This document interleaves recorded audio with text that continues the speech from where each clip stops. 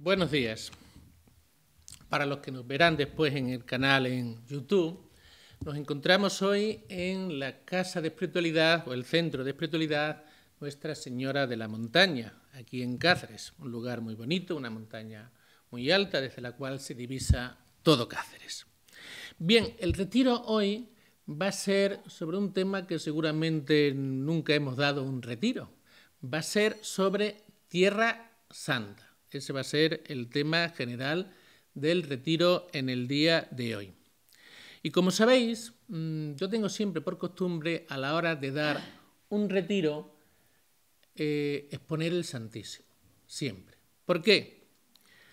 Porque el Santísimo, cuando tenemos el Santísimo expuesto, que mucha gente dice, bueno, allí delante del Señor, allí delante, ¿qué más da que esté el Sagrario, que esté el Santísimo expuesto? No es lo mismo, no es lo mismo. ¿Que es muy importante el Señor en el Sagrario? Sí. Pero cuando lo exponemos en una exposición del Santísimo, valga la redundancia, entonces es un acto litúrgico. Es un acto en el cual Jesús ejerce su sacerdocio. Es un acto en el cual está presente toda la Iglesia de Cristo. O sea que hoy, al final acabaremos este retiro con la misa, no solamente vamos a tener un acto litúrgico, que es la misa, como es el rezo de laudes o el rezo de víspera, esos son actos litúrgicos. Este también es un acto litúrgico, porque está presidido por un ministro de la Iglesia. Por supuesto, con toda la libertad del mundo podemos entrar, salir, en los ratos que tengamos libre. Siempre va a haber alguna persona, no hace falta ni que lo motive siquiera, ¿no? Siempre va a haber alguna persona que se queda aquí con el Señor, o sea que no hay problema. Otra cosa es distinta si diéramos la charla en un lugar aparte, después viniésemos aquí, entonces, ¿qué pasaba mientras dábamos la charla? Teníamos al Señor solo, eso no lo podemos hacer, tenemos que estar exponiendo, quitando la exposición, o exponer solamente un ratito, así estamos toda la mañana. Dice San Pablo que la fe nos entra por el oído. Yo voy a estar aquí anunciando el Evangelio, pero a la vez el Señor, y esto es lo importante, mucho más importante que mis palabras, el Señor va a estar actuando en el corazón vuestro. Y esto es lo grande, y esto es lo importante. Y va a actuar en el corazón vuestro en cada uno de una manera. Yo puedo decir aquí las mismas cosas, pero el Señor en cada uno de vosotros os va a tocar el corazón de una manera. Porque cada uno de vosotros tenéis una manera de ser. Cada uno de vosotros tenéis una realidad en vuestra vida, una problemática, unas inquietudes, una vocación, una misión en la Iglesia. Cada uno de vosotros tenéis, en ese sentido, una misión. Por lo tanto, el Señor os va a tocar a cada uno el corazón de una manera distinta. Aunque sea el mismo retiro, aunque estemos en el mismo lugar, a cada uno toca el Señor el corazón de una forma distinta. Por eso, por un lado, están las palabras que yo os pueda decir que entran por el oído, pero después está la acción del Señor que toca el corazón. Y os va iluminando, las palabras que yo vaya diciendo, os va iluminando a cada uno de una manera personal. Y esto es lo grande y lo maravilloso. Bien. Vamos entrando un poquito en materia, un poquito. Hemos titulado este retiro en general, lo hemos llamado La espiritualidad del quinto evangelio. Vamos a ver. ¿Hay un quinto evangelio? Podríamos decir en cierta manera, en un sentido figurado, que sí. Ya sabemos que los evangelistas son 4, ¿no? Que hoy se lo pregunto a los niños ya en confirmación y no lo saben todavía, que son ya adolescentes, ¿no? ¿Quiénes son los evangelistas? Pues tenemos 4 evangelistas. Pero se puede hablar de un quinto evangelio. Ese quinto evangelio es Tierra Santa. No es un evangelio escrito, es un espacio donde el Señor se encontró y donde el Señor predicó y actuó e hizo milagros. Bien, es dejar hablar a las piedras, a las montañas, a los valles, al lago, al Jordán, a los lugares donde Jesús caminó y donde Jesús estuvo. Tierra Santa es la patria de Jesús, donde Jesús estuvo. Por eso qué bonito es visitar Tierra Santa. A mí me encanta sobre todo Galilea, porque todavía Jerusalén, bueno, está muy cambiada cuando estuvo allí Jesús, ¿no? Pero Galilea, sobre todo el lago, toda esa zona, donde más estuvo Jesús en su vida pública, en toda esa zona, eso se conserva prácticamente tal y como cuando estuvo Jesús, porque es la naturaleza, y ahí no se ha actuado, ¿no? Y pensar que Jesús vio ese lago que vemos nosotros allí, cuando estamos allí, siempre, yo he ido siempre en épocas muy bonitas, he ido siempre en primavera, en otoño, incluso en invierno, que está todo verde, y pensar que allí estuvo Jesús, que sus ojos vieron lo mismo que estamos viendo nosotros, eso es muy bonito. Dice la Dei Verbum, este documento del Concilio Vaticano II, en el número 89. Las piedras sobre las que caminó nuestro Redentor están cargadas de memoria para nosotros y siguen gritando la buena nueva. Esto es el quinto evangelio, una tierra que habla. Todos sabemos que Dios está presente en el cielo, en la tierra y en todos los lugares. Pero esto no significa que haya lugares especialmente marcados por la presencia de Dios. Y Tierra Santa es uno de estos lugares. Me imagino que todos vosotros habréis estado en alguna ocasión, por ejemplo, en Lourdes. No me digáis que allí no se siente una presencia de Dios. Cuando vas a la gruta, siente uno esa presencia especial. Hay lugares que están marcados, digamos, de esa manera especial. Pablo VI fue el primer papa que peregrinó a Tierra Santa. Y a él, a Pablo VI, debemos el concepto de geografía de la salvación. A él debemos ese concepto. En 1974, el Papa Pablo VI escribió lo siguiente: el cristianismo es una religión universal, que no está relacionada con ninguna nación, pero también se funda en una revelación histórica. Junto a la historia de la salvación existe, dice él, una geografía de la salvación. Y los santos lugares ofrecen ese apoyo a nuestra fe. Y tenemos una idea un poco pobre de Tierra Santa, más que pobre, una idea muy reducida de Tierra Santa, porque pensamos que Tierra Santa es Israel, donde estuvo Jesús, o Palestina, como queramos llamarle. Y no es verdad. Eso es parte de Tierra Santa. Porque Tierra Santa son todos aquellos lugares que nos va narrando la Biblia, donde se desarrollaron las escenas bíblicas de la Biblia. Y fíjense lo amplia que es Tierra Santa. Por eso, he estado en Tierra Santa, sí, hemos estado en una parte de Tierra Santa. Yo que he tenido la suerte de visitar Israel y algún país más cercano, aún me queda mucho por conocer todo lo que es Tierra Santa.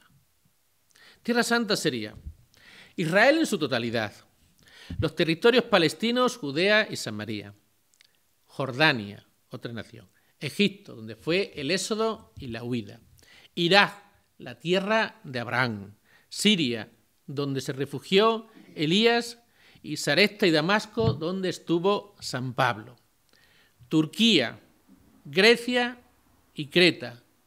Ahí están los viajes de San Pablo. Todos esos lugares son Tierra Santa. También podríamos considerar Tierra Santa Roma, porque fue en el lugar donde murieron San Pedro y San Pablo. Pero Roma pertenece ya más a lo que es el desarrollo de la religión, ¿no? Más que, digamos, Tierra Santa. Y hecha esta introducción, para que partamos en este retiro con una idea bastante aproximada de lo que es Tierra Santa, y así también un poco os animo a los que no hayáis estado a visitar Tierra Santa, cuando se pueda, que ahora no está la cosa como para viajar mucho, ¿no? Con esto del COVID. Bien, pero que tengamos siempre un poquito esa inquietud. No es algo necesario para nuestra fe, ¿eh? Pero bueno, yo creo que ayuda a nuestra fe. Cuando estamos leyendo un evangelio, lo estamos situando. Cuando vemos, por ejemplo, Getsemaní, el torrente Cedrón, el templo, ya lo estás situando todo. Le estás poniendo una cara a esos lugares, ¿no? A mí me parece bien. Yo sé que hay gente que ha ido a Tierra Santa y no les ha dicho gran cosa. Hay gente que ha ido a Tierra Santa y les ha encantado. Es que algunos van pensando que se van a encontrar el Calvario como cuando estaba allí Jesús, que se va a encontrar la cueva de donde nació el niño igual. No se van a encontrar nada igual. En esos lugares lo que hay son templos, ¿eh? El lugar exacto más o menos donde nació Jesús, pero allí hay una estrella, una gruta. Está todo muy cambiado, como es lógico. Allí van miles y miles y millones de personas. Tiene que estar aquello adaptado para tantos peregrinos como van allí. Bien, y hoy vamos a hacer 2 decálogos, como no podía ser de otra manera. El primer decálogo va a ser sobre los montes. El sentido espiritual de los montes en la Biblia. Teniendo en cuenta lo que acabo de decir, todo ese concepto amplio de Tierra Santa. Todo ese concepto amplio de Tierra Santa. Y la segunda charla va a ser sobre ciertos lugares de Tierra Santa donde se desarrolló la vida oculta de Jesús, la vida oculta y también la vida pública de Jesús. Vamos a ver un poquito todo eso. Bien, vamos con este decálogo sobre los montes. En la Biblia, ¿saben cuántos montes nos aparecen en la Biblia? Nada más y nada menos que 16 montes, donde se desarrollan hechos muy significativos en la Biblia. Los montes nos hablan de lo sagrado, el lugar donde se produce el encuentro entre el hombre y Dios, el lugar del misterio. Las montañas son ese punto de unión entre Dios y el hombre, entre el cielo y la tierra. Los montes son lugares donde se aparece o se manifiesta Dios. Y vamos a ver a continuación, a mi criterio, porque ya digo, hay 16, yo he visto para hacer un decálogo 10 montes, ¿no? 10 montes. Vamos a ver el sentido espiritual de estos montes. Bueno, diré algún datito así geográfico, pero muy pequeñito, y para mí lo que me interesa y nos interesa a todos nosotros, estamos en un retiro espiritual, es el sentido espiritual de los montes. Y vamos a ver también una aplicación de cada monte para nuestra vida. O sea, queremos ver muchas cosas, 10 montes, y ver un poquito todo esto. Es un poquito largo, nos puede ser, ¿no? Yo voy a intentar que no nos alarguemos demasiado, ¿no? Vamos, me imagino que voy a aprender hoy muchas cosas porque no tenemos mucha formación bíblica, esa es la realidad, ¿no? Vamos con el primero, con el monte Ararat. Ararat. Génesis 8:4. Génesis 8:4, ahí tenemos el monte Ararat. Monte muy alto de 5.165 metros. Suele estar la montaña casi siempre nevada. Yo no he estado encima del monte. Ese monte antes pertenecía a Armenia. Ahora en la actualidad pertenece a Turquía. Y yo lo he visto desde Armenia.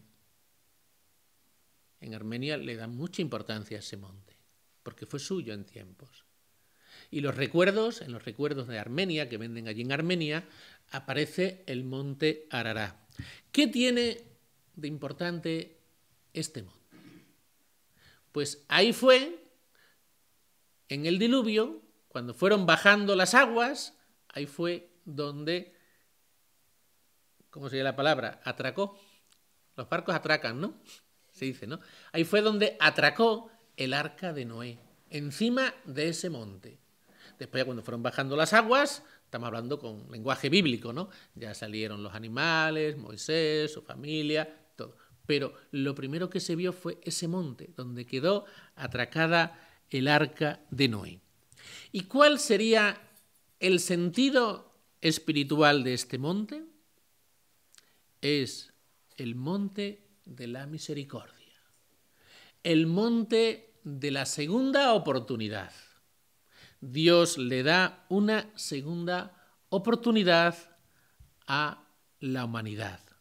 Dios hace un pacto con Noé de no volver a destruir ya más la tierra. Y eso lo tenéis en el libro del Génesis, si lo queréis mirar, en el capítulo 8, versículos del 21 al 29. Y también en el capítulo 9, versículos del 9 al 11. Estos pactos que hace Noé con Dios, con Yahvé, de que Dios no volverá nunca más a destruir la tierra, nunca más. Por tanto, es el monte de la misericordia, el monte de la segunda oportunidad que le da Dios a la humanidad. Y lo llamativo de este relato es que aparentemente los contemporáneos de Moisés no estaban haciendo nada malo. Si leí el Génesis, dice, comían, bebían y se casaban. Son las palabras que utiliza, ¿eh? Comían, bebían y se casaban. Lo tenemos también en el Evangelio de San Mateo, en el capítulo 24, versículos del 37 al 39. Comían, todos comemos, ¿no? Bebían, todos bebemos. Se casaban, casi todas estaréis casadas. Yo no, por supuesto, que soy célibe, ¿no? Pero es lo que hace la mayoría de la gente. Bien, ¿no recuerda eso al yo no robo ni mato? Estas personas no hacían nada malo. ¿Qué dice la gente? Yo no robo ni mato. Si en principio no estamos haciendo nada malo, pero tampoco estamos haciendo algo realmente bueno. Y muchas veces, sí, con el no robo ni mato, o estos contemporáneos de Noé, pero podemos vivir olvidados de Dios, sin hacer expresamente el mal, pero sin hacer el bien. Y el cristiano no es el que no hace el mal, que ese es muchas veces el concepto que tenemos de cristianismo, es un concepto muy pobre. No se trata de no hacer el mal, que por supuesto también, pero sobre todo se trata de hacer el bien. Con no hacer el mal, poco cambiamos en el mundo. Hombre, también se conseguiría bastante, porque hay que ver el mal que tenemos en el mundo, ¿no? La maldad que hay, ¿no? Pero sobre todo el cristiano tiene que ser la persona optimista, tiene que ser la persona que haga el bien. Por supuesto que tiene que evitar el mal, por supuesto. Pero eso tendríamos que darlo casi por supuesto. Pero sobre todo el cristiano tiene que ser la persona que haga el bien y que entre en comunión con Dios. Porque Dios ha venido a este mundo a entrar en comunión con nosotros, como estamos nosotros aquí ahora, entrando en comunión con Dios.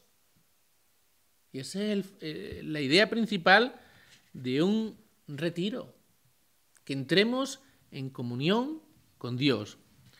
Y Noé nos enseña algo muy importante. Nos enseña a que tenemos que entrar en comunión con Dios, pero podemos hacerlo dentro de un mundo o en un mundo que esté muy apartado de Dios. Que nosotros muchas veces somos tan pesimistas que pensamos que, bueno, como el mundo está muy mal, pues no sé cuánto. Sí, el mundo puede estar todo lo mal que quiera, que siempre ha estado así, ¿eh? No nos engañemos, siempre ha habido problemas en el mundo, ¿no? De olvido de Dios, de luchar contra Dios, de rechazar a Dios, siempre eso ha pasado, ¿no? Pero dentro de eso, Moisés nos enseña que en un mundo olvidado de Dios, él se encuentra con Dios. Nos dice ahí el Génesis, Noé halló gracia a los ojos de Dios. Y eso es lo que tenemos que procurar nosotros, hallar gracia a los ojos de Dios. Aunque el mundo pueda estar un poco apartado de Dios, que nunca sabemos, cada uno es un mundo y la relación que tiene cada uno con Dios, ahí no vamos a entrar en eso, ¿no? Pero lo que yo sí que debo decir, que aunque aparentemente este mundo esté apartado de Dios, aparentemente o quizás realmente, pero que dentro de ese mundo apartado de Dios, yo puedo tener una relación de comunión con Dios y muy grande. Además, la historia lo dice así, ¿no? Cada vez que el mundo ha estado un poco apartado de Dios, ha habido problemas en la humanidad, en la iglesia, Dios ha suscitado santos con una gran fuerza, con un gran ímpetu. O sea, que esto no tiene que ser motivo para nosotros para desanimarnos, sino para todo lo contrario, para intentar entrar en comunión con Dios. Y este arca para muchos padres representa la iglesia. Pero bueno, ese tema no lo vamos a tocar. Vamos con otro monte muy bonito, este me gusta mucho, un monte muy pequeñito, ¿eh? Hemos pasado del monte Ararat de 5.165 metros a el monte Moriah, que ni siquiera sé los metros porque es un monticulito de nada. Los que hayáis estado en Tierra Santa, el monte Moriah es ese monte donde están las dos mezquitas. Y donde está también, digamos, el muro de las lamentaciones, que está en la parte de atrás, digamos, visto desde aquí, donde salen todas las fotos de Jerusalén, ¿no? En la parte de atrás está el muro de las lamentaciones, que es parte del muro del templo, y arriba del todo, en la explanada de las mezquitas, donde estaría ya el templo, ¿no? Se cree que el Santa Santurum estaba más o menos donde está la mezquita de la Roca. Bien, ¿qué tiene de especial este monte? Este monte es interesante, lo que vamos a decir ahora de él. Es uno de los montes más interesantes que tenemos en la Biblia, si no el que más, ¿eh? Este monte está, como estoy diciendo, en Jerusalén. Y está construido, perdón, en este monte estaba construido el templo, el único templo que tenía el pueblo elegido por el Señor, el pueblo de Israel. Los demás eran sinagogas, pero templo, solamente existía este, el templo que tenían en Jerusalén. Bien, en este lugar Dios le indica a Abraham que sacrifique a su hijo Isaac. Después lo sacrificó, por supuesto. Pero es el monte donde Abraham iba a sacrificar a su hijo Isaac. Bien, por eso, como es el lugar del sacrificio, en un templo que se hacen sacrificios. En el templo aquel, veis como cuando Jesús echa a los cambistas, ¿no? Porque estaban allí con el dinero para, en realidad tampoco estaban haciendo algo muy malo, lo que pasa es que, bueno, aquello ya se fue desvariando, ¿no? Fue perdiendo su sentido auténtico. Estaban allí para cambiar dinero, para que la gente pudiera comprar un ternero, un cordero, lo que sea, para ofrecérselo al Señor. Allí se hacían los sacrificios, ¿eh? Y era el lugar donde el primer sacrificio que se iba a hacer, que fue el sacrificio de Isaac, el hijo de Abraham. Bien, pues allí es el único lugar donde los judíos pueden construir el templo. Y la aspiración ahora de los judíos, os voy a contar un poquito del problema, es en ese lugar. No lo pueden construir en ningún otro lugar, nada más que ahí. Con lo cual, el problema es grandísimo. ¿Por qué? Porque allí están dos de las mezquitas más importantes del Islam. La mezquita de la Roca es la tercera mezquita más importante del Islam. Si veis esas fotos, los que no hayáis estado en Tierra Santa, ¿no? Esa mezquita con la cúpula dorada, ¿eh? Ahí esa es la mezquita, la tercera más importante del Islam. Yo entré en ella hace muchos años. Las últimas veces que he estado en Tierra Santa ya no me han dejado entrar, no nos dejaban ya entrar. Esa mezquita, ahí se conserva la roca donde se cree que Abraham iba a sacrificar a su hijo Isaac. Y también en esa mezquita, desde ahí, dicen los musulmanes, que Mahoma ascendió a los cielos. Fíjense ustedes la importancia que tiene para el Islam esta mezquita. La otra mezquita, la mezquita de Al-Aqsa, me parece que se llama algo así, Al-Aqsa, Mahoma la nombra en el Corán. Y es la mezquita más grande que hay en Jerusalén. Tiene capacidad para unas 5.000 personas. Imagínense ustedes, con estas dos mezquitas situadas en el Monte Moria, el lugar donde estaba el templo, todavía se conserva el muro de las lamentaciones, la puerta por donde entró Jesús el domingo de Ramos, todo eso todavía se conserva.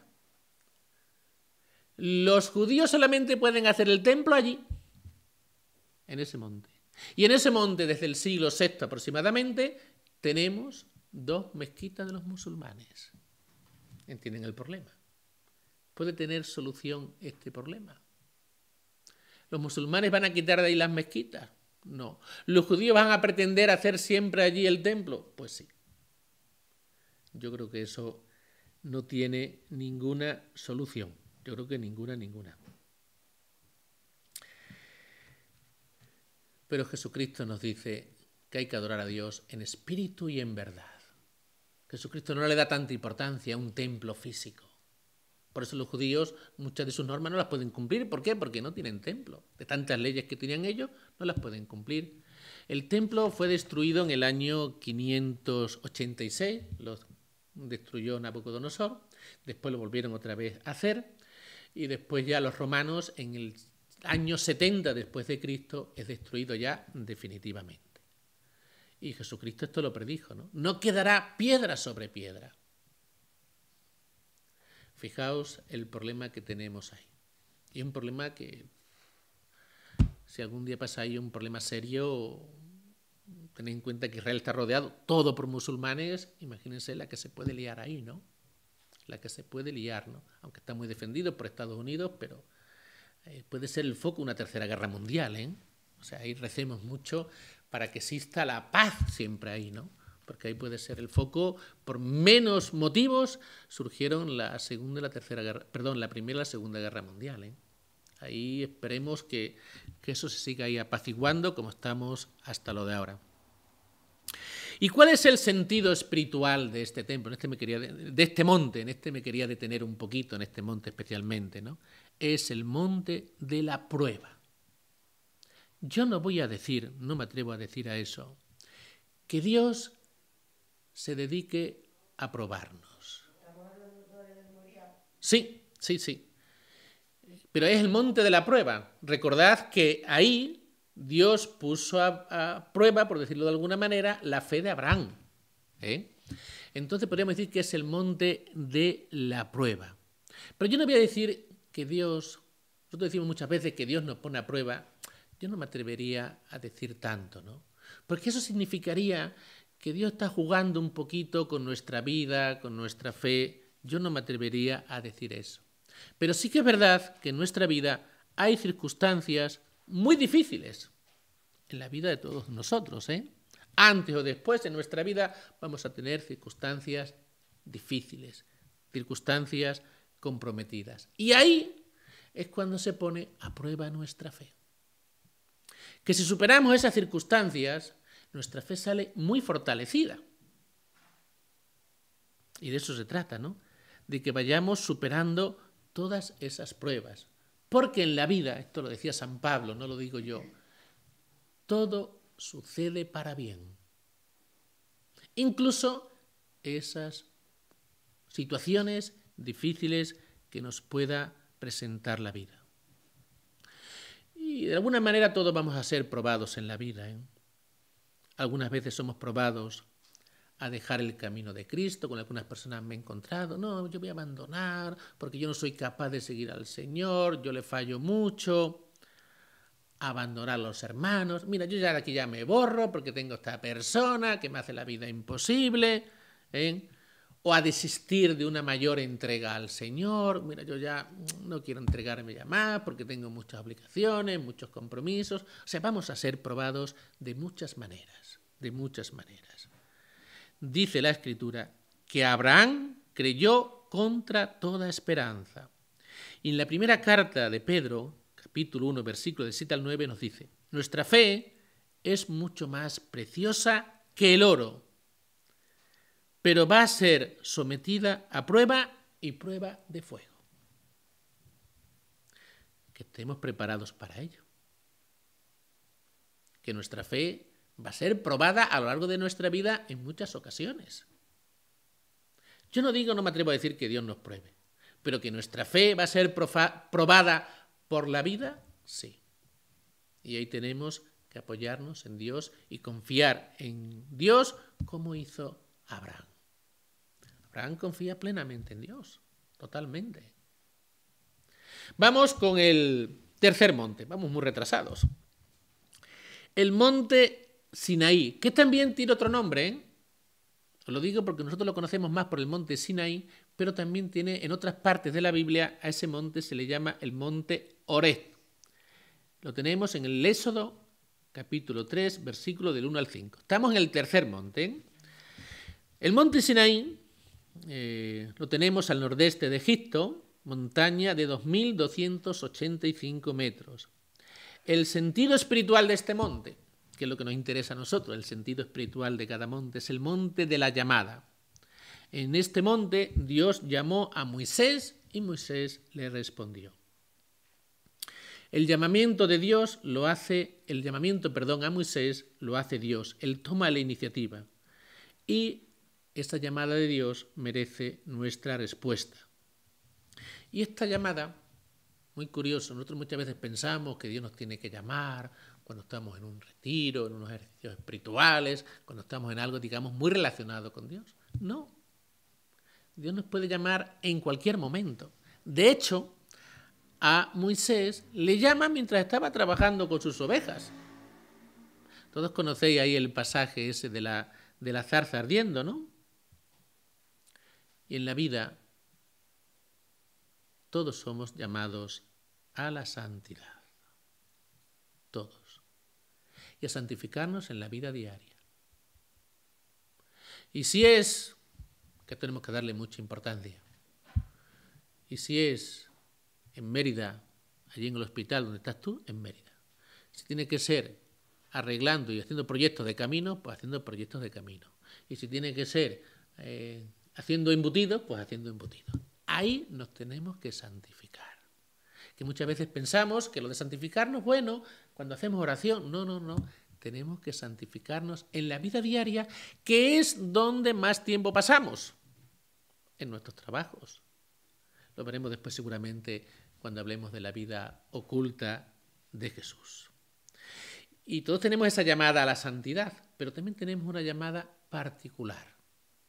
Cada uno tenemos una misión en la vida. Cada uno tenemos una misión en la vida. Para cada uno Dios tiene un plan, un proyecto que tenemos que realizar en nuestra vida. Ese proyecto se puede realizar en poquito tiempo o en un tiempo muy grande. Me llama la atención, no recuerdo muy bien el hecho, ¿no? Seguramente algunos de vosotros lo recordaréis mejor que yo. En la película esa, La Última Cima, ese sacerdote parece ser que se encontró con una mujer y esta mujer lo cuenta. Esta mujer quedó embarazada, me parece que le dijeron que el niño venía muy mal, es así, ¿no, Pilar? Más o menos, que el niño venía muy mal, todo el mundo le aconsejó que abortara, todo el mundo, médicos, todo el mundo, y este sacerdote, esta chica se dejó asesorar por este sacerdote y le dijo, por supuesto, que no podía abortar y tal. Bueno, el niño nació, se bautizó y no sé si murió a los 2 mesitos, 3 mesitos o por ahí, ¿no? ¿No? Unas horas, ¿no? Y lo que me llama la atención es el testimonio de esta mujer, que dice, ese niño ya cumplió su misión. Y es verdad. Duró unas horas, pero cumplió su misión. Cumplió su misión. ¿Qué misión era esa? Pues acrecentar la fe de esta mujer. Podría decir alguno, bueno, vaya planteamiento. ¿Qué sabemos? Que nosotros juzgamos las cosas desde un punto de vista de aquí de la tierra. Pero es que este niño ya está en la eternidad. Claro, es que nuestros criterios no tienen nada que ver con los criterios de Dios. Nosotros vemos muy poquito de la realidad. Dios ve la globalidad, Dios ve la eternidad. Nosotros vemos algo parcial, algo muy pequeñito. Por eso me llama mucho la atención cuando esta mujer da el testimonio, me parece que lo da en la película, ¿no? Sí, ¿no? Cuando da el testimonio dice, mi hijo cumplió su misión y duró unas horas. A lo mejor a otros tenemos que estar aquí toda la vida, a lo mejor 80, 90 años, 100 años, no lo sé. Mi padre vivió 95 años, mi madre actualmente tiene 92, ¿no? ¿Qué sabemos el tiempo que nos tiene el Señor? Pero cada uno tenemos una misión aquí en la vida. Si la tuvo este niño con unas horas, nosotros que estamos aquí, pues una vida larga, porque ya todos los que estamos aquí ya tenemos nuestros añitos, pues tenemos una misión en la vida. Seguimos, nos vamos a este monte, voy a tardar muy poquito, el monte número 4 del Decálogo, el monte Zoar, muy alto, 2.814 metros, está en la frontera entre el Líbano, Israel y Siria. Y este monte es el monte de la conquista, porque Josué derrotó a los hebeos que residían en este monte. Lo tenemos en Josué, capítulo 12, versículo 1. La vida cristiana es una conquista diaria, con la ayuda de la gracia de Dios. Pero no nos podemos descuidar. Tenemos que estar siempre muy atentos a nosotros mismos. Yo esto lo digo hasta en los matrimonios, en las bodas, ¿eh? Digo, vuestro amor es una conquista diaria, no os olvidéis. El amor entre los hermanos suele ser muy distinto. Yo puedo estar sin ver a mi hermano un año y cuando nos vemos, pues aquello está de maravilla, ¿no? Seguimos con la misma relación de siempre, ¿no? Pero un matrimonio, si está un año sin verse, malo, ¿no? Entonces, lo mismo que el amor en los matrimonios es una conquista diaria, también la vida cristiana es una conquista diaria, pero con la ayuda y la gracia de Dios. Decía San Juan de la Cruz, que esto tenemos que tenerlo muy presente, que la vida cristiana es una vida de ir quitando. Nosotros muchas veces pensamos que la vida cristiana es una vida de ir poniendo, de ir añadiendo cosas. Ahora voy a hacer más oración, ahora voy a hacer el rosario, ahora voy a hacer... Y nos damos cuenta que la vida cristiana también es, y muy importante, una vida de ir quitando defectos, quitando imperfecciones. ¿Cómo están los teléfonos? Entre ellos el mío. También me están llamando cada 2 por 3 y no lo puedo coger ahora. Bien, vamos con el monte 5. El monte 5, el monte Carmelo. Este le da mucho, aquí le da un monte que nos suena un poco por todo el tema del Carmelo, la Virgen del Carmen y todo eso. Yo cuando he ido a Tierra Santa, a algunas personas le hacía especial ilusión visitar el monte Carmelo, por todo el tema relacionado con la Virgen del Carmen. Lo tenemos en la primera de Reyes, capítulo 18, versículos del 19 al 42. Es un monte muy largo. Tiene 26 kilómetros de largo, 7 kilómetros de ancho y de altura, una altura mediana, como los montes aquí de la Sierra San Pedro, ¿no? 550 metros de altura. Y está en Israel, una zona muy bonita, ya junto al mar Mediterráneo. Y el sentido espiritual de este monte es el monte de la oración. Porque ahí Elías venció a los sacerdotes de Baal, 450 sacerdotes, y él solo los venció a todos, con la fuerza de la oración. ¿Recordáis ese pasaje? Que es muy curioso, ¿no? Ahí vemos un poco la chulería de Elías, ¿no? Después con el tiempo ya se vino el pobre abajo, se deseó la muerte y todas esas cosas, ¿no? Pero está Elías, reta a los sacerdotes de Baal y cogen un montón de toros, los descuartizan, los parten por la mitad, ¿no? Y les dice, venga, ahora vosotros pedidle a vuestro Dios que baje un rayo y encienda el fuego y fulmine aquí a los toros, ¿no? Los 450 sacerdotes de Baal, venga a rezar, venga esto, venga... Y nada. Llega Elías, no, un poco, una cierta chulería ahí, venga, echadle agua y a los terneros, venga, echarle agua y tal. Invocó a Dios, invocó a Yahvé, bajó fuego del cielo y consumió a los toros que tenían allí descuartizados, ¿no? Y ahí se demostró pues que era el Dios Yahvé era el auténtico Dios, el Dios verdadero, ¿no? Pero ahí se ve el poder de la oración del profeta Elías. Pues démosle mucha importancia a la oración, ¿no? Y una de las oraciones que practicamos mucho, que algún día quiero dar un retiro sobre este tema, es la oración de petición. Pero pidamos siempre abiertos a la voluntad de Dios, ¿no? Porque nosotros muchas veces pedimos y si no se realiza lo que le hemos pedido, ya estamos enfadados con Dios, ya estamos mal, ya perdemos la fe, ya nos apartamos de Dios. ¿Cuántas veces yo como párroco me he encontrado con problemas de estos? En multitud de ocasiones, muchísimas ocasiones. Y tenemos que verlo con ese sentido, ¿no? Señor, que se cumpla tu voluntad. Que fue la oración que hizo Jesús en Getsemaní, ya lo veremos dentro de un ratito. Que se cumpla su voluntad. El poder de la oración es muy grande, pero que se cumpla siempre la voluntad del Señor. Hay por ahí una frase que a mí me gusta mucho, no es verdad, ¿no? Literalmente no es verdad, ¿no? Pero muy significativa, ¿no? Que dice, hay algo más fuerte que Dios. Un hombre que reza. Decimos un hombre, me da lo mismo decir hombre hombre que mujer, hay algo más fuerte que Dios. Un hombre que reza. Un hombre que reza. Una frase, hombre, más fuerte que Dios no hay nada, ¿no? Pero para que veamos la importancia y veamos el poder de la oración. No lo sé, una frase que está por ahí, pero no sé quién diría eso, pero una frase que yo siempre, se me grabó la primera vez que la escuché, ¿no? Porque me parece muy importante esa frase. Vamos con el 6, el número 6 del Decálogo. 5 el otro, el Carmelo, y ahora ya el 6, que es el Gólgota, el Calvario. El monte también conocido por la calavera. Y es en Mateos 27, 32. Ven, este monte también es muy pequeñito, ¿eh? Una ligera elevación en la tierra con forma de calavera. Fuera, estaba entonces ya, ¿no? Fuera del recinto de Jerusalén. Y el sentido espiritual de este monte es el monte de la vida. Monte de la vida. En este monte el Señor entregó su vida y nació la nuestra. Ahí nacimos como hijos de Dios. Como en tantas ocasiones digo, la dignidad más grande que tenemos los cristianos.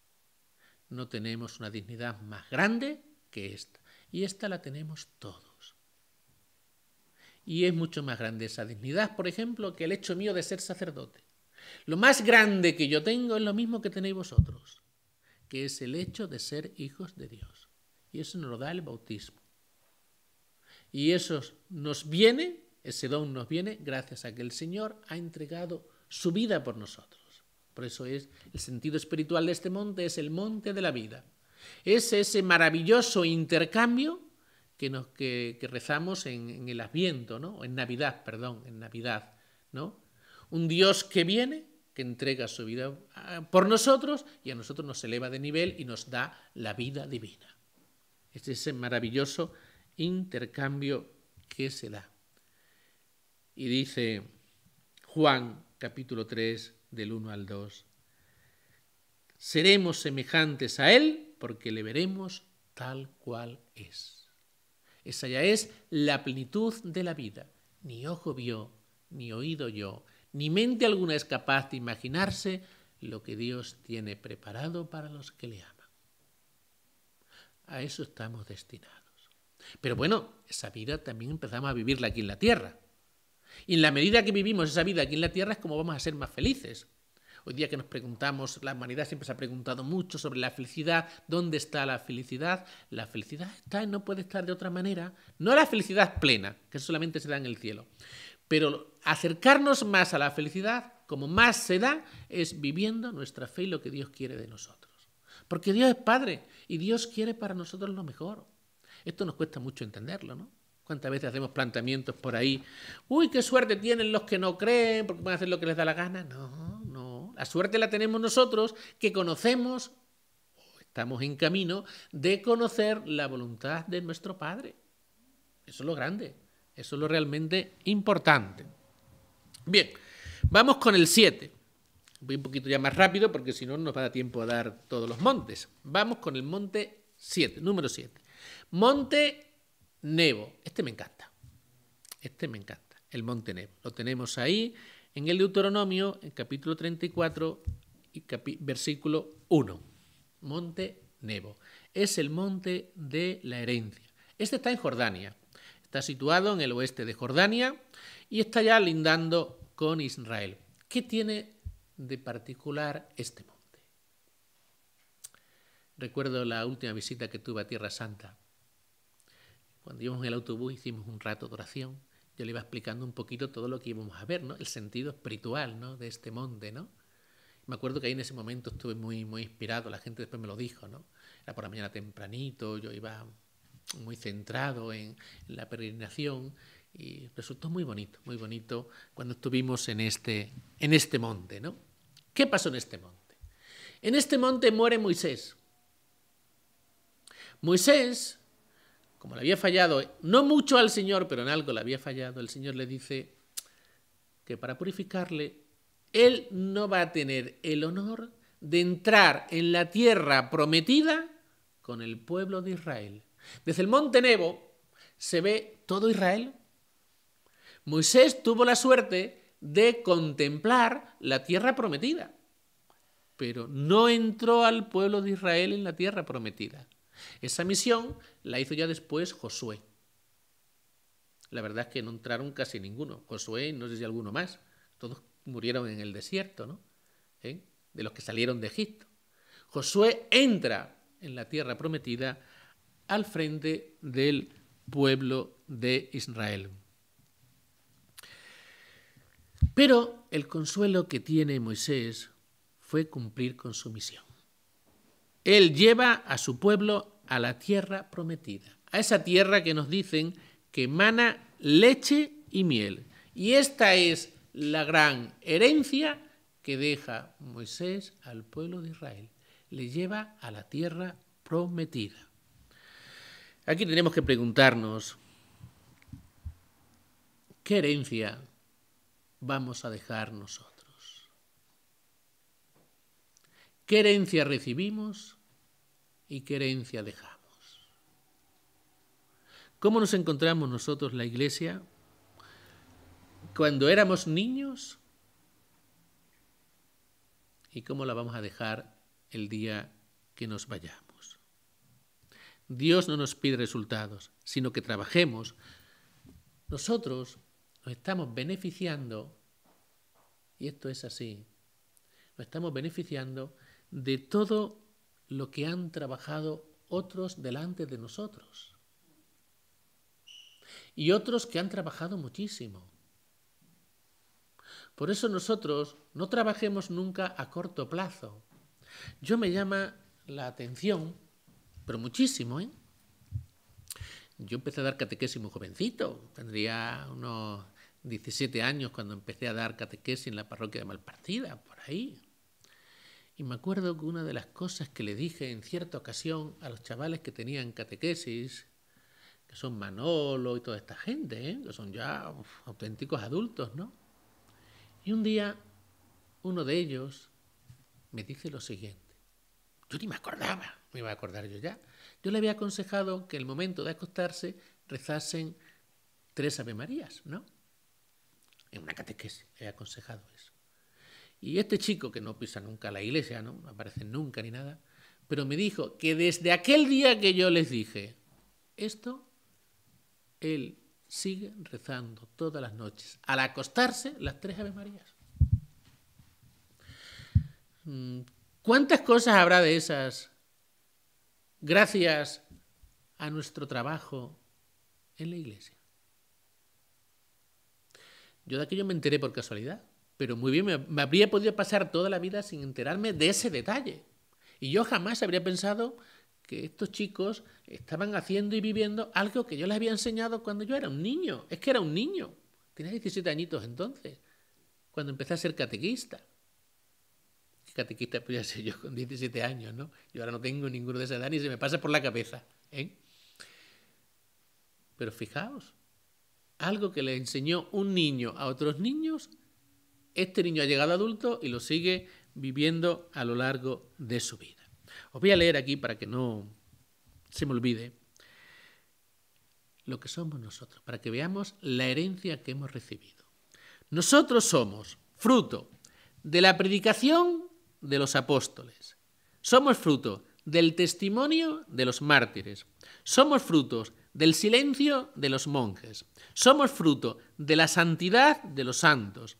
Y somos fruto de la fidelidad de tantos cristianos que han vivido la fe durante siglos. Nosotros hemos recibido una herencia muy grande. Entonces tenemos que trabajar con esa perspectiva, ¿no? Trabajar por el reino de Dios y que los frutos salgan cuando tengan que salir. Pero nosotros, Dios nos pide que trabajemos, ¿no? El gran error nuestro es que nos fijamos enseguida en resultados, como el mundo, ¿no? A ver, hay una empresa, tiene que producir enseguida resultados. Las cosas de Dios no. Las cosas de Dios son de otra manera. Dios nos pide que trabajemos y que dejemos una herencia ahí, sembrada. Y después ya irá creciendo esa herencia que hemos dejado nosotros. Vamos con el monte número 8. De este sí que voy a hablar muy poquito, porque es que de este, si nos ponemos a hablar de este, vamos. Es el monte de las bienaventuranzas. Lo tenéis ahí en el capítulo 5 y 6. Esto es más que un monte, es un pequeño montículo, ¿no? No es casi nada, allí junto al lago de Galilea, en ese lugar tan bonito, tan precioso. Y ahí te nos dice, viendo a la multitud, subió Jesús al monte y sentándose, vinieron a él sus discípulos y les enseñaba diciendo, bienaventurados, tal, donde el Señor proclama las bienaventuranzas. El sentido de este monte es un sentido espiritual, el sentido espiritual de este monte es la sabiduría, porque Jesús proclama ahí palabras de sabiduría y palabras de vida eterna. Una cosa que podéis hacer en el retiro, esto lo podemos hacer en cualquier momento, ¿no? Leer, no vamos a tener poquito tiempo, ¿no? Pero leer el capítulo 5 y 6 del Sermón de la Montaña. Yo diría, para mi gusto, que es, yo creo, lo que más me gusta de los 4 evangelios, capítulo 5 y 6, ¿no? Pero también está toda la pasión y todo eso que es precioso, ¿no? Que nos dice muchísimo, donde el Señor entrega su vida. Pero como enseñanza, yo creo que los capítulos 5 y 6 del Evangelio de San Mateo, ahí no tenemos el Sermón de la Montaña, uno de esos 5 sermones que tiene Mateo son preciosos, son únicos, ¿no? Ahí la moral, la altura moral que hay ahí es grandísima, ¿no? Grandísima. Aconsejo que en este retiro os dediquéis un poquito a leer esos capítulos, ¿no? Vamos con el 9. El monte Tabor. Marcos, capítulo 9, versículos del 2 al 7. Está ya en la Baja Galilea, a 17 kilómetros del lago de Galilea. Cuando subimos allí se ve el lago de Galilea, se ve todo, ¿no? Porque es un monte, digamos, con mucha pendiente, ¿no? Mucha pendiente, pero tiene, no es que tenga muchísimo, tiene 575 metros, ¿no? Allí cuando subes están esos taxistas con esos autobuses pequeñitos que van a toda velocidad, vas allí con más miedo que nada. Algunos se salen en una curva de esta, ellos se hacen todos los días ese recorrido un montón de veces, los autobuses te llevan a la falda del monte y allí te cogen esos autobuses taxis pequeñitos y te suben arriba al monte, ¿no? Y lo bueno que tiene que desde allí las vistas son muy grandes y muy, muy bonitas, ¿no? Sentido espiritual de este monte es el monte del ánimo. Vamos a ver por qué es el monte del ánimo. En este monte, en Cesarea de Filipos, Jesús les dice a los discípulos que iba a morir. Los discípulos se sienten muy... Esto me parece que es el segundo domingo de Cuaresma cuando leemos este evangelio, Y en verano también leemos la transfiguración del Señor, ¿no? Y entonces cuando Jesús les anuncia que va a morir, los apóstoles se entristecen. Y Jesús, para animarlos, se los lleva al monte a Pedro, Santiago y Juan y se transfigura delante de ellos. Es como un anticipo de lo que es el cielo. Les mostró su gloria, les mostró su divinidad, para que ellos vieran lo que después de esta vida les esperaba, ¿no? Es una forma de animarles, que la pasión no acaba en la pasión. La pasión acaba en la resurrección, en la gloria, en el encuentro con Dios en el cielo. Es un poco el monte del ánimo para animarles, ¿no? Y Dios siempre yo creo que nos echa una manita en esos momentos difíciles de nuestra vida, ¿no? Lo mismo que hizo aquí con Pedro, Santiago y Juan, lo mismo que les animó a ellos, también nos anima a nosotros. Y vamos ya con el número 10 y último, vamos a acabar bien, el monte de los olivos. Lo tenéis en Mateo 26, capítulos del 36 a 46.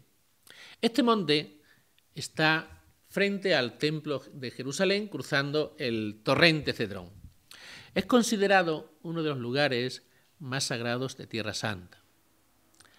Allí, a mí me pasó allí lo mismo que le pasó a Pedro, Santiago y Juan, que se durmieron. A mí me entró un sueño la última vez que estuve allí, pero de esos sueños que te entran así, yo me daba una pena, me daba una rabia de un lugar tan bonito, tan especial, ¿no? Y yo un sueño de esos que estás luchando, y terrible, ¿no? Y me recordé me acordé de Pedro, Santiago y Juan, ¿no? Digo, soy tan débil como ellos, ¿no? Tan débil como ellos, ¿no?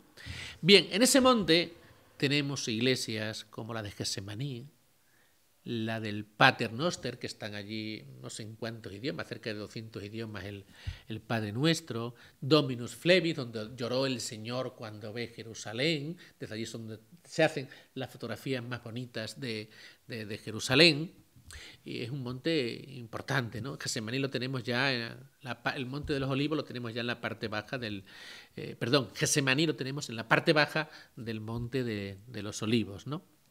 El sentido espiritual de este monte, la voluntad del Padre. Jesús entrega su voluntad y se abraza a la voluntad de Dios. También es verdad que el Padre, le manda a los ángeles para que le conforte. Y gracias a ese sí, porque hablamos mucho del sí de la Virgen María, pero no sé por qué no hablamos tanto del sí de Jesús. Es que ese sí de Jesús es el que nos lleva a la salvación. Nos lleva a la salvación el sí de Jesús. Y ahora os voy a decir una enseñanza, con esto vamos a acabar el retiro, una enseñanza importante para nuestras vidas. Estamos diciendo que este es el monte de la voluntad del Padre. Jesucristo acepta la voluntad del Padre a pesar de que le cuesta. Él llega a decir, Padre, pase de mí este cáliz. Pero dice después, pero no se haga mi voluntad sino la tuya. Bien, es fácil, entre comillas, es fácil, relativamente fácil, cumplir la voluntad de Dios cuando nos aparta del mal. Por ejemplo, todos entendemos fácilmente que robar está mal, que matar está mal, que criticar está mal, aunque esto ya es más difícil no hacerlo, Pero entendemos fácilmente, en nuestra manera de pensar, nuestro entendimiento, entendemos fácilmente esas cosas que están mal. Y ahí nos resulta más fácil aceptar la voluntad de Dios, aunque nos pueda costar, pero bueno, nos resulta más fácil.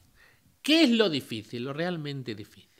Lo realmente difícil es aceptar la voluntad de Dios cuando Dios nos pide que renunciemos a algo bueno, a algo que está bien, para darnos algo mejor, pero que a mis ojos no me termina de convencer. O sea, Dios nos está pidiendo algo que no es pecado si no lo hacemos, en cierta manera. Pero nosotros nos resistimos a hacer la voluntad de Dios. O sea, que Dios no solamente nos pide que no pequemos. Esto es un poco la idea también que decíamos al principio. Dios no solamente nos pide que no pequemos, sino Dios nos pide muchas veces, bueno, nos pide siempre que hagamos el bien. Pero a veces nos lo pide en cosas concretas. Por ejemplo, voy a poner un ejemplo.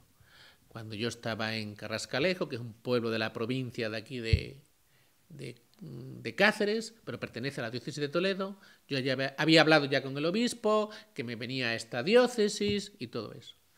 Y ya cuando estaba a punto de venirme para acá, me llama el obispo y me dice que me necesita en la otra punta de la diócesis, en Corral de Almaguer, lindando ya con Cuenca. Digo, pero señor obispo, que me había prometido que ya que cuando empezase el curso en el mes de septiembre, yo ya me iba a la diócesis de Coria Cáceres, y ahora me está pidiendo que me quede 2 años más y en la otra punta de la diócesis. Es todo lo contrario de lo que habíamos hablado y lo que me había prometido.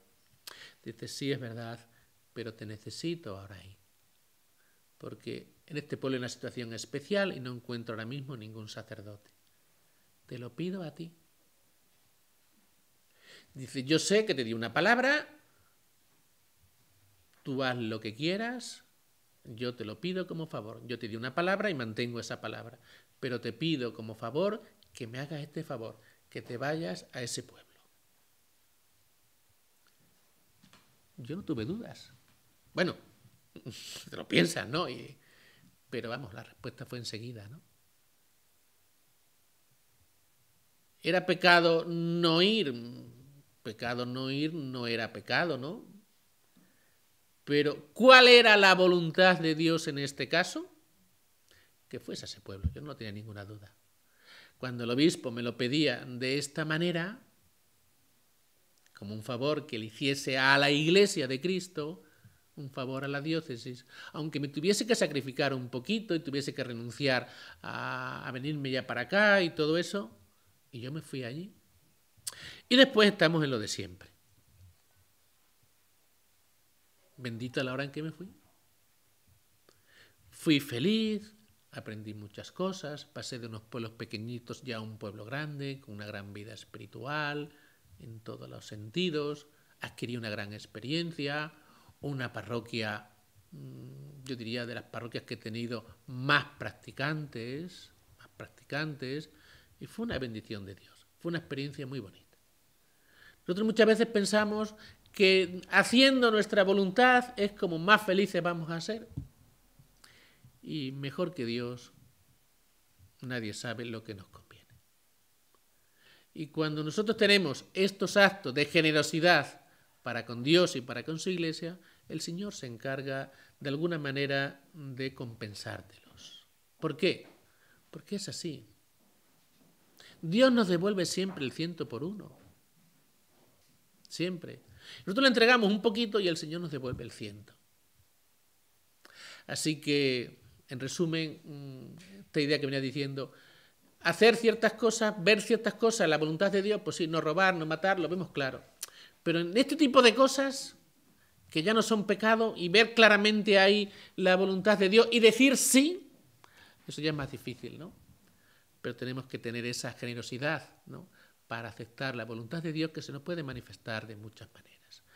Bueno, pues nada, ahora tenemos este ratito de oración, de descanso, de tomarnos el café, lo que queráis, ¿de acuerdo? Y después ya seguimos con el segundo decálogo de este retiro.